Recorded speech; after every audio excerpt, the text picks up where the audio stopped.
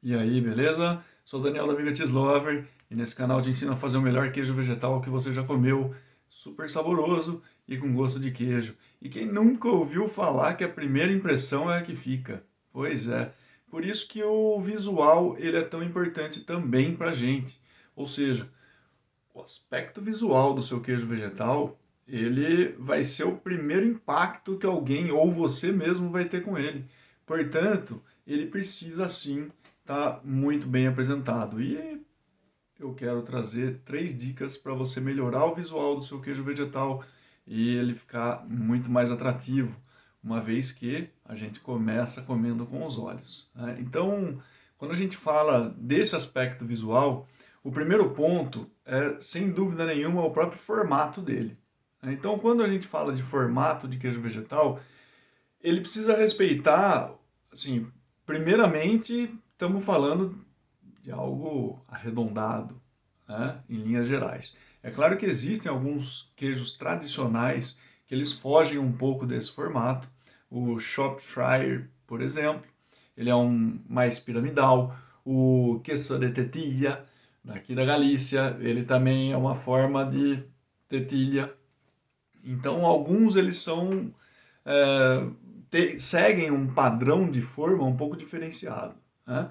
Mas, caso a gente não esteja querendo fazer algum que seja uma referência a esses daí, é interessante a gente manter aquele formato. E, às vezes, você usa uma forminha e acha que ali está tudo bem, né? Mas existe um passo um pouco depois dessa forminha aí. Mas isso também, se você molda ele com as mãos, esse próximo passo também vai fazer muito sentido. Isso porque, principalmente com forma, quando você tira a forma, pode ser que tenha algumas regiões ali que foram um pouco danificadas na hora de sair a forma, ou de repente, na hora que você colocou aquela massa, ficou um pequeno bolsão de ar, alguma coisa assim, né? Ou tem, de repente, a própria marca do tecido fica ali. Quando você tira esse queijo vegetal da forma, ele ainda está um pouco maleável, né? Ele não tem uma casquinha formada. Isso daí vai se dar no próximo passo, no processo de maturação. Mas então, nesse momento, ele está super fresco e bem delicado, na verdade. E é aí que a gente consegue corrigir algumas imperfeições. Tá? Então, sempre que, pelo menos eu, sempre que eu desenformo um queijo vegetal meu, eu vou me atentar a isso e vou corrigir pequenas imperfeições que eu consigo ver ali. E como que você corrige essas pequenas imperfeições? Olha só como que isso daqui é um belo de um instrumento para isso, tá? Ah, mas olha só, é de silicone, ela é muito mole, né? Pode ser que não fique tão bem assim. Bom, se não ficar tão bem, existe sempre a possibilidade de uma espátula um pouco mais firme. Essa daqui, ela já é mais rígida, ela não tem essa maleabilidade que a espátula de silicone tem. É por isso que eu tenho essas duas versões. Tem até uma intermediária entre elas, mas enfim, essas duas é que eu mais uso para fazer essas pequenas correções, né? Então, quando eu preciso fazer essas correções, eu sempre estou com as duas. Porque dependendo do problema, eu vou usar essa ou vou usar outra, né? Isso daí é o feeling que a gente vai ter. Então, essa questão da, do visual pós retirada da forma já vai ganhar um aspecto um pouco diferenciado se você dá esse acabamento final, né? Porque depois, na hora que ele vai para maturação, aí vai formar uma casquinha tal e não tem mais como corrigir, né? Um outro elemento, né, uma segunda dica, é justamente como você vai servir o seu queijo vegetal.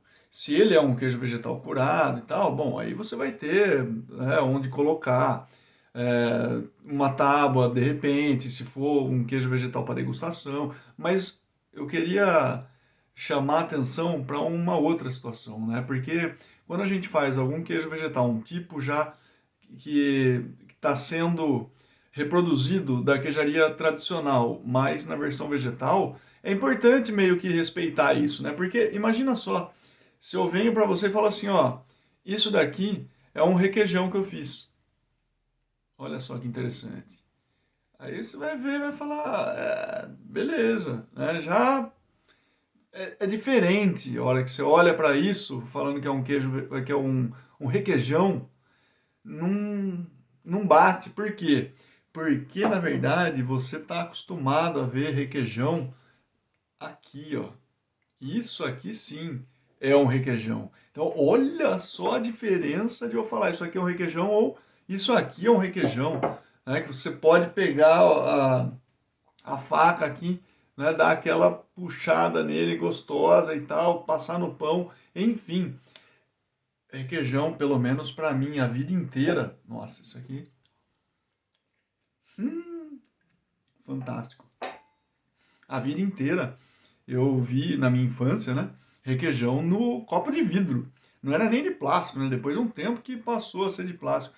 Então, o copo de vidro, para mim, é muito representativo do requeijão. E fazer um requeijão e não colocar num copo de vidro desse, aí já perde muito mais, né? Então, o aspecto visual ele tá aí também.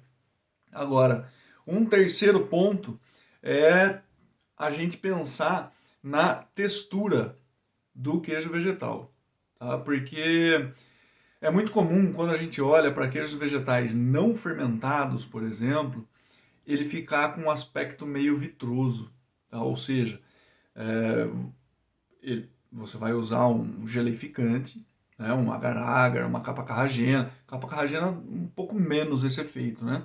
Mas ainda assim ela dá esse efeito.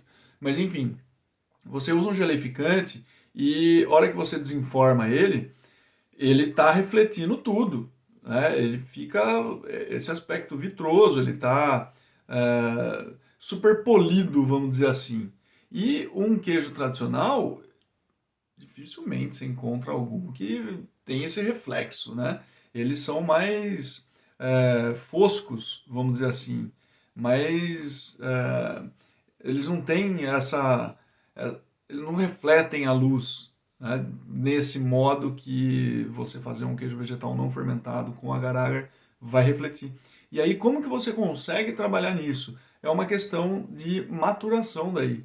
Por mais, aí que começa a coisa, né? Por mais que a receita não diga para você maturar um queijo vegetal não fermentado, às vezes é interessante ele pelo menos ser maturado por alguns dias para perder esse aspecto vitroso. Uma coisa que você pode fazer, pelo menos para testar, então, e agora já dando essa dica extra final aqui, hora que você tem esse queijo vegetal não fermentado, que ele tem aquele aspecto vitroso, faz um teste. Corta um terço dele, metade, não sei. Uma parte você consome do jeito que quer e tal, mas a outra tenta maturar ele por alguns dias, só para ver como ele vai mudar. Tira uma foto antes, um depois, né, só para ver essa mudança nesse aspecto vitroso. Aí depois você me conta aqui nos comentários.